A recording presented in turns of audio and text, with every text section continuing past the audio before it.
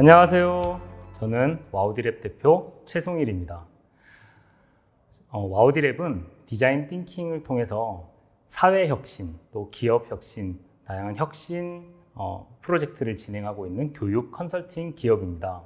본 영상의 제목처럼 이 영상은 리빙랩을 처음 시도하는 분들을 위해서 꼭 알아야 될 10가지 팁으로 구성되어 있습니다. 저희는 여러 리빙랩 프로젝트를 진행하면서 초기 시작하는 사람들이 겪는 어려움들을 잘 공감을 했고 그 어려움들을 조금이나마 도와드리기 위해서 준비한 영상이니만큼 아마 처음 시작하는 분들에게는 많은 도움이 될 것입니다. 어떻게 해야 될지 막막하실 때 이 영상을 가지고 저희와 함께 출발해 보시죠. 그렇다면 리빙랩이 무엇인지부터 먼저 한번 이야기해 볼까요? 여러분들은 리빙랩을 어떻게 이해하고 있나요? 되게 여러 가지 정의들도 있고 다양한 표현들도 있습니다. 리빙랩, 살아있는 실험실, 또 생활 속의 실험실이라고 할 수 있는 이 리빙랩은 다양한 지역 사회 문제들을 시민 스스로가 주체가 되고 연구자가 돼서 해결하기 위해서 일상 속에서 다양한 실험을 하는 그 자체라고 저는 생각을 합니다. 보통의 연구와는 조금 차이가 있죠. 시민들이 내가 하고 싶은 대로 또 내가 빠르게 검증하면서 이렇게 시민들이 함께하는 이 연구가 또 이런 실험들이 저는 되게 가치 있게 생각하는 이유 중에 하나가요. 뭔가 정해져 있지 않기 때문에 그리고 마음껏 실험해 볼 수 있기 때문에 되게 연구를 할 때는 어느 정도 답을 결정해 놓고 할 때도 있고요. 또 제약이 또 따를 때도 있습니다. 저는 시민주도 리빙랩의 가장 큰 강점이 내가 하고 싶은 대로 실험해 볼 수 있다는 거예요. 그래서 정해져 있지 않은 대로 내가 마음대로 실험을 하면서 보다 우리 주변의 삶을 윤택하게 하거나 또 문제점을 개선해 보거나 또 그런 과정을 통해서 나도 성장하고 또 주변의 사람들도 성장할 수 있는 그런 너무나 멋진 실험이라고 생각이 듭니다. 일상에서 실험한다는 것은 과연 무엇일까요? 복잡하죠.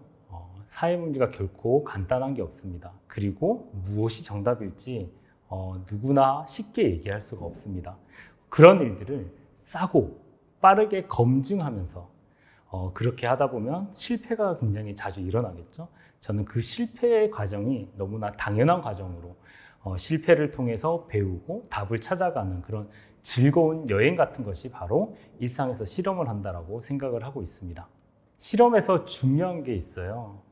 무엇이냐면요. 바로 실험을 하려고 하는 그 연구자의 마인드셋입니다. 이 마인드셋을 어떻게 가지냐에 따라서 이 실험이 굉장히 즐거운 시간이 될 수도 있고 이 실험이 굉장히 저희한테 의미 있는 배움이 될 수도 있습니다. 그런 의미에서 10가지 팁에서는 이 마인드셋을 제가 잘 녹여서 한번 설명을 해보도록 하겠습니다. 첫 번째 팁으로는요. 나는 왜 실험을 하려고 하는가? 나만의 목적을 구체화하는 것에서부터 출발해야 됩니다. 이런 리빙랩 실험은요. 되게 내가 왜 하는지 목표나 내가 하려고 하는 이 이유가 명확하지 않으면요. 하다가 금방 포기하거나 지치게 됩니다. 그래서 저는 첫 번째 팁으로 나는 왜 이 실험을 하려고 하는지 그 이유에 대해서 본인 스스로도 굉장히 명확하게 한번 생각해 보시고 저는 꼭 그것을 문장으로 써 보시기를 권해드립니다. 나한테 꼭 필요하고 중요한 이 실험을 하려고 하는 이유를 구체적으로 한번 적어 보시고요. 또 그 이유를 주변 사람들에게 한번 보여주시기 바랍니다. 같이 공감을 얻고 또 그 이유에 또 가슴이 뛰고 함께하고 싶은 사람들이 또 나타나서 이렇게 팀이 또 만들어질 수 있습니다. 첫 번째, 왜라는 질문에서부터 출발해야 된다는 거. 왜 나는 이 실험을 하려고 하는지 명확하게 이해하고 가지고 출발해야 된다는 것을 꼭 기억하시고 그것부터 시작해 주셨으면 좋겠습니다. 두 번째 팁은요. 순서입니다. 중요한 것은 순서에 있다. 대개 사람들은요. 어떻게 해결할지 관심이 더 많습니다. 하지만 리빙랩의 실험은요. 어떻게라는 것보다는 무엇이 문제인가부터 명확하게 정의해야 됩니다. 이 how라는 질문, 어떻게라는 질문을 최대한 늦게 꺼내야 됩니다. 그렇게 해주셔야 돼요. 그것이 먼저 나오면요, 뭐를 해결하려고 하는지도 뭔가 명확하지 않은 상태에서 이것도 좋은 것 같고 저것도 좋은 것 같고 갑자기 실험하려고 하는 목적도 흔들리고요. 우리가 하려고 하는 것도 또 흔들려서 저는 정확한 방향 설정, 목표 설정을 하는 것. 그래서 우리가 솔루션을 더 디테일하게 찾는 것보다는 무엇이 문제인지를 더 주목하고 집중해서 그 부분을 더 깊이 있게 파는 게 더 중요하다고 생각합니다. 무엇이 문제인가, 여러분들이 해결하려고 하는 그 문제가 무엇이 문제인지 명확하게 정의하는 것부터 시작해 주십시오. 명확하게 정의한다는 것은 좀 더 구체적이고 남들이 다 알고 있는 수준이 아니라 조금은 더 깊이 있는 수준으로 한 번 더 고민해 본다는 겁니다. 세 번째 팁입니다. 문제 정의가 정말 중요하다는 것을 이제 조금은 더 느꼈을 텐데요. 도대체 어떻게 해야 문제 정의를 잘 할 수 있을까? 그 부분에 대한 이야기를 저는 공감으로 한번 풀어보려고 합니다. 공감을 해야 비로소 문제가 잘 보입니다. 무슨 말이냐면요, 이 문제가 내가 보는 관점에서 내가 이해하는 거를 풀어내는 게 아니고요, 그 문제를 겪는 실제 당사자들 입장에서 조금 더 들여다보고요, 민감하게 관찰해보고요, 그분이 느끼는 어떤 감정, 또 그분이 일상에서 겪는 경험, 이런 것들을 굉장히 촘촘하고 그리고 자세히 들여다봐야 됩니다. 그럴 때 나의 판단이 앞서는 게 아니고요, 호기심을 가지고 그분들을 공감하기 시작해야 됩니다.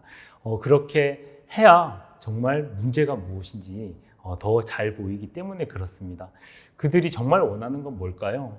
겉으로 표면적으로 나오는 말이 아니라 그들이 정말 원하는 게 무엇인지 직접 들어보고요. 그리고 왜 그게 필요한지를 한 번 더 물어보셔야 됩니다. 왜 그게 필요하냐라는 것을 자꾸 듣다 보면요, 그들도 인지하지 못했고 또는 그들도 발견하지 못했던 숨어있는 그들의 진짜 문제, 또 진짜 원하는 것을 발견할 수 있습니다. 문제 정의는 저는 공감에서부터 출발해야 된다고 생각을 하고요. 그것은 누구나 다 아는 뻔한 문제가 아니라 어딘가 숨어있는, 보이지 않는, 하지만 굉장히 중요하고 가치 있는 문제를 찾아내는 것입니다. 네 번째 팁, 질문에 대한 이야기를 하고 싶습니다. 인터뷰가 필요하다는 것은 많이들 생각하시더라고요. 근데 실제 인터뷰를 하러 나가는 모습들을 관찰했을 때 인터뷰를 하고 나서도 별로 소득이 없는 경우들이 많다고 합니다. 왜 그럴까요? 저는 질문이 달라져야 된다는 것을 발견하게 됩니다. 문제를 좀 잘 찾기 위한 질문은 어떤 질문이어야 될까요? 그런 이야기를 한번 해보도록 하겠습니다. 제가 자전거를 탈 때 뭐가 불편하세요? 이렇게 질문했다라고 한번 가정을 해볼게요. 생각이 나는 게 뭐가 있으세요? 뭔가 이렇게 단편적으로 몇 가지 이야기는 할 수 있지만 그 질문을 받았을 때 갑작스러운 질문에 당황이 되기도 하지만 아직 생각할 준비가 안 돼서 잘 생각이 나지 않습니다. 그래서 사실은 조금 더 촘촘하게 그리고 시간 순서대로 이렇게 그 경험을 한번 따라가듯이 질문을 하는 게 굉장히 중요합니다. 경험 질문입니다. 예를 한번 들어볼게요. 혹시 주로 언제 자전거를 타세요? 한 상황을 잡았어요. 주말에 가족과 함께 자전거를 타러 나가신대요. 혹시 자전거를 타러 나가기 전에 혹시 무엇을 준비하시나요? 준비할 때는 어떤 걸 하시나요? 자전거를 막 탈 때는 또 어떻게 하시고 뭘 좀 챙기시나요? 자전거를 타러 나갈 때는 또 어떻게 하시는지, 주로 어디를 가고 또 무엇을 보고 느끼는지, 또 중간중간에 쉴 때는 또 어떻게 하시는지, 자전거를 어느 정도 타고 또 무엇을 더 하시는지, 이렇게 자전거를 한 바퀴 돌고 왔을 때 돌아와서 또 무엇을 하시는지 어떠세요? 이렇게 촘촘하게 물어보니까요, 어떤 일이 벌어질까요? 대답을 하는 사람도요, 갑자기 영화의 한 파노라마처럼 이렇게 자신의 기억들이 굉장히 생생하게 기억이 나면서 조금 더 하고 싶은 이야기와 할 수 있는 이야기들이 많아집니다. 이렇게 질문을 해본다면 아마 조금 더 많은 이야기들을 들을 것 같아요. 이때 중요한 거는요, 우리가 무엇을 위해서 인터뷰를 하는지 명확하게 목적을 알고 거기에 맞는 경험 질문들을 하는 게 중요합니다. 물론 그냥 경험 질문들을 막 하면서 우연히 문제가 발견될 수도 있어요. 그게 틀린 방법은 아닙니다. 시간이 좀 부족하고 조금 더 효율적으로 인터뷰를 하기 위해서는 목적을 정해놓고 그 목적에 맞는 영역과 또 주제에 대해서 경험을 물어보는 것을 권해드립니다. 그리고 경험 질문만 해도 훌륭한데요. 거기에 감정 질문을 더 넣어 보시는 거죠.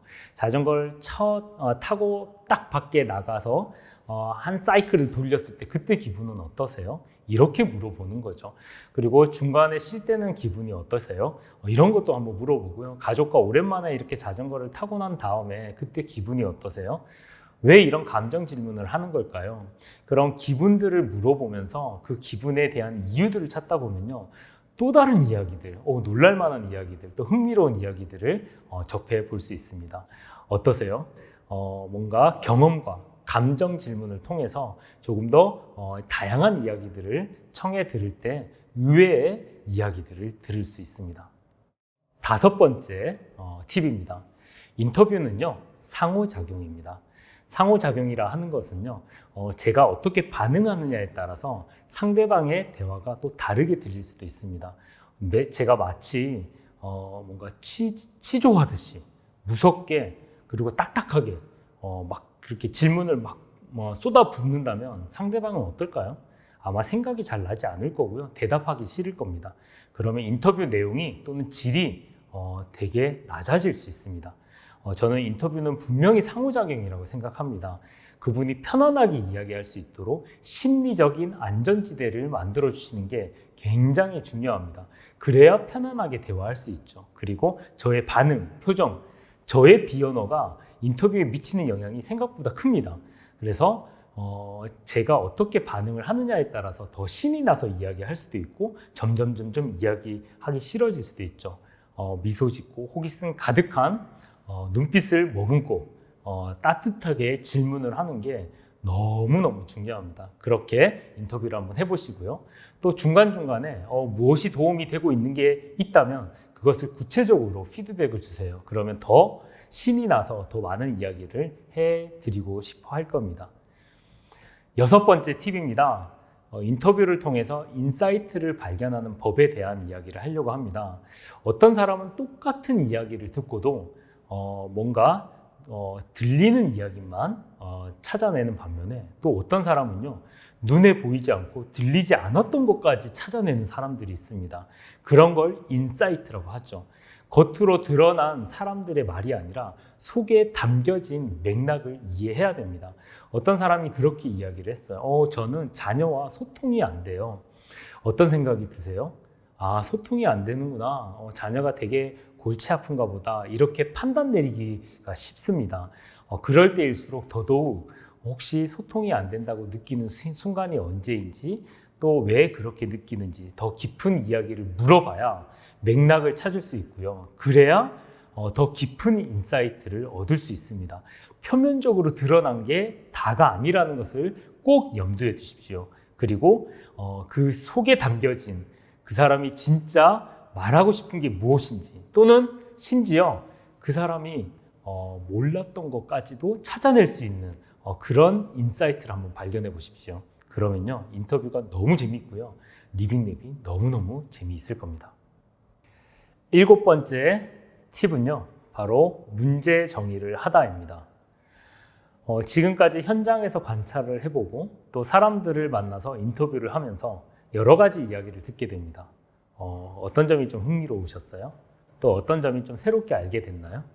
이렇게 새롭게 알게 되고 흥미롭고 놀랄만한 일들을 한번 잘 기록해 보시기 바랍니다. 그것이 좀 비슷한 패턴이 만들어지기도 하고요. 또 그런 흥미로운 표현들을 잘 보면요, 어쩌면 이게 문제겠다, 이렇게 아하 하는 순간들을 만나게 되기도 합니다.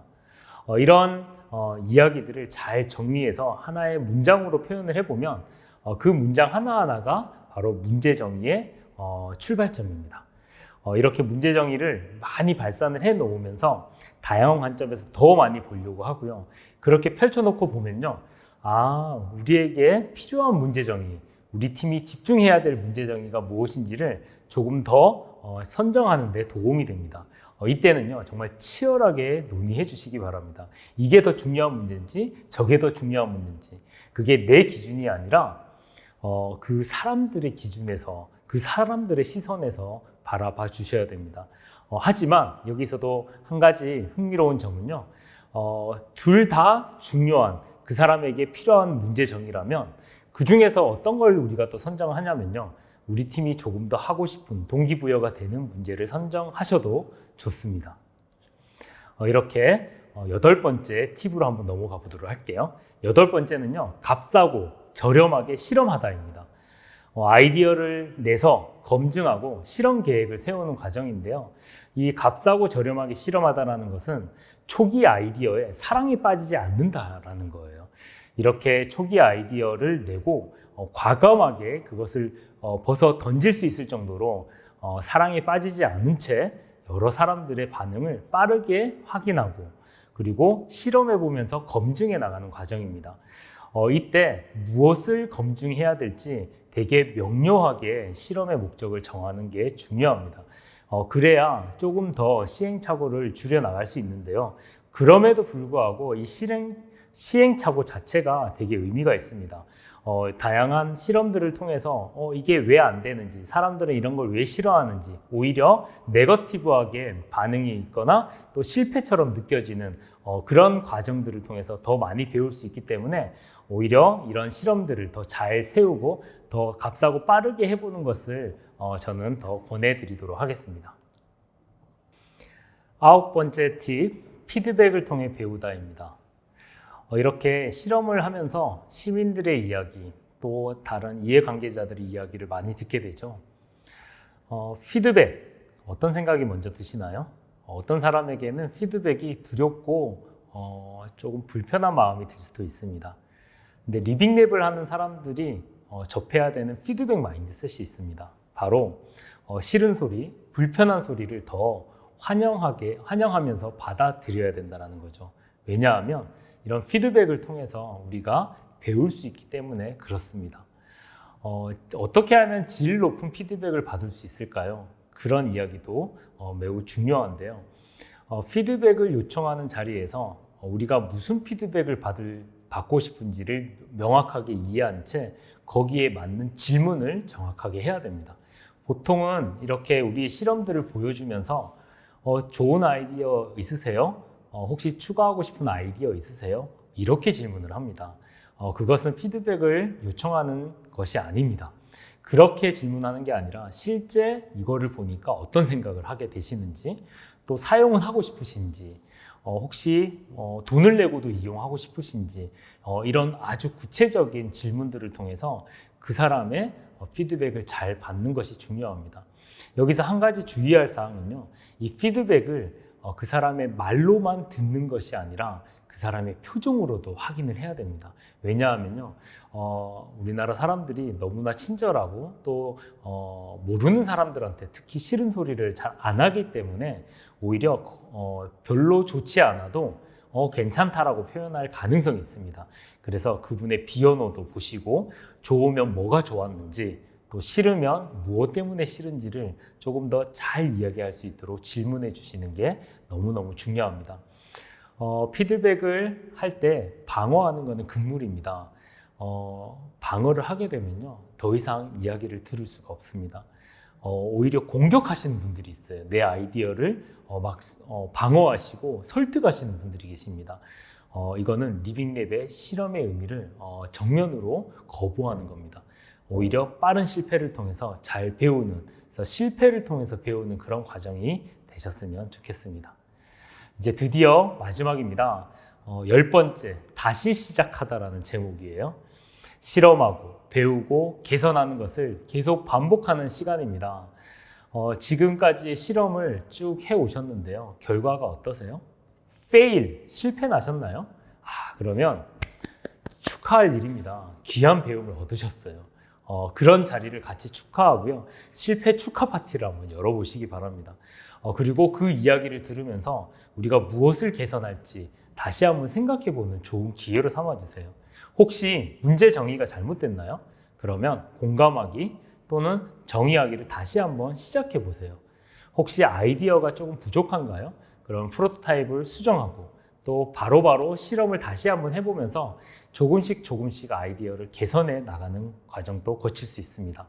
이렇게 리빙랩의 묘미는요, 한 번 하고 끝나는 게 아니고요, 계속 반복하면서 배우고 실험하고 개선하고 배우고 실험하고 개선하고 이런 과정들을 거치는 게 바로 리빙랩의 진짜 재미라고 저는 생각합니다.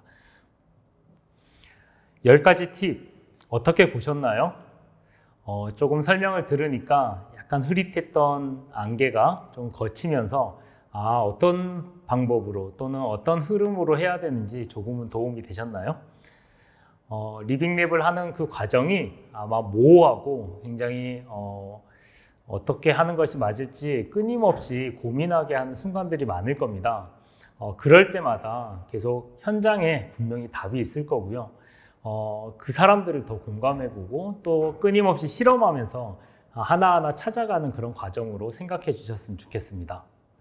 춘천 시민 여러분, 또 이렇게 춘천에서 여러 가지 사회 문제를 또는 지역 사회 문제를 해결하면서 우리 지역을 보다 더 넓게 또는 좋게 만들려고 하시는 우리 리빙랩을 아끼는 시민 여러분, 우리 춘천에서 정말 리빙랩 붐이 일어나고 또 춘천에서 리빙랩의 다양한 사례들이 잘 만들어져서 전국으로 확산이 돼서 좋은 사례들이 정말 많이 생겨나기를 응원드리겠습니다.